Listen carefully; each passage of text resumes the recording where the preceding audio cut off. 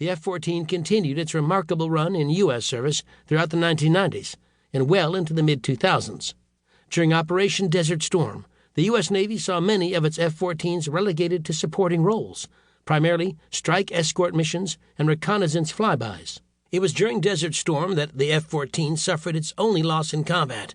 This loss, however, was partially mitigated by the Tomcat becoming the first fighter in American history to shoot down an enemy helicopter.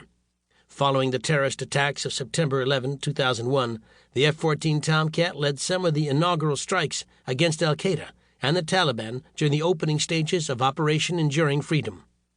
The U.S. Navy retired the F-14 from active service in September 2006, its final combat mission having occurred 7 months earlier in support of Operation Iraqi Freedom.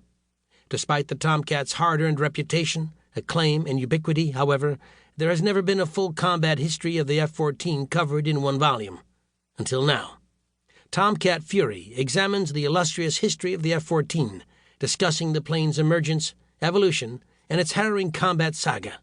From the Gulf of Sidra to the skies over Afghanistan, the Tomcat's legacy is one of unparalleled grace and formidability. Chapter 1. Design, Development, and Initial Deployment. In the spring of 1973, the USS Enterprise, America's premier aircraft carrier, began its long journey home from Vietnam. Throughout 8 years of conflict, the Big E had deployed 5 times to the Southeast Pacific, launching more than 12,000 combat sorties.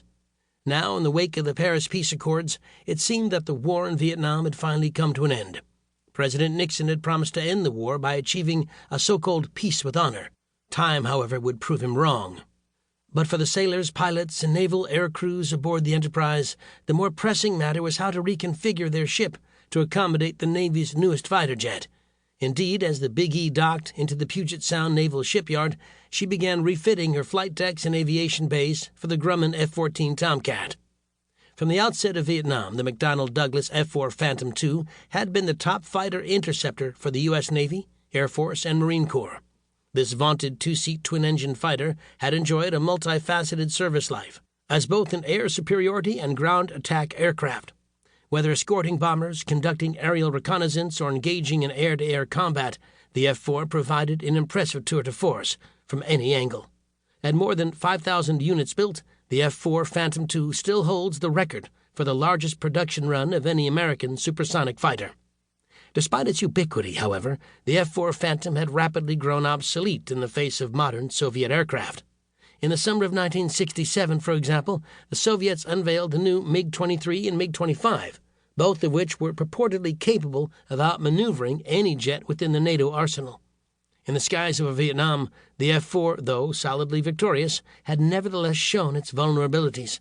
Indeed, its biggest liability was its weight burden, carrying a gross weight of more than 40,000 pounds.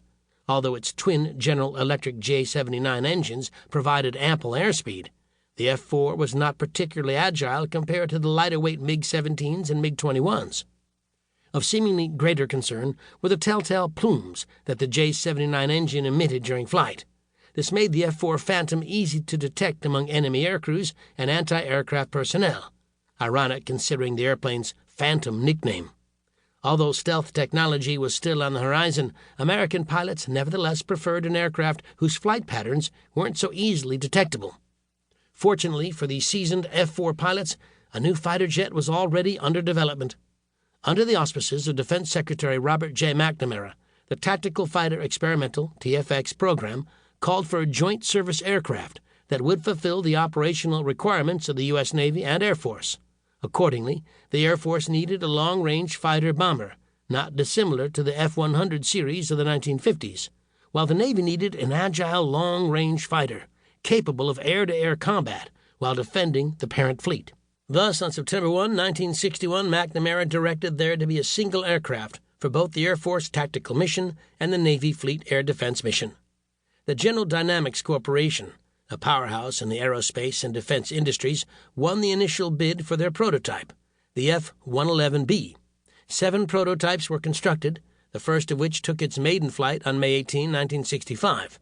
While the airframe was sturdy and its performance sufficient, it nevertheless failed to address the shortcomings of the F-4 Phantom.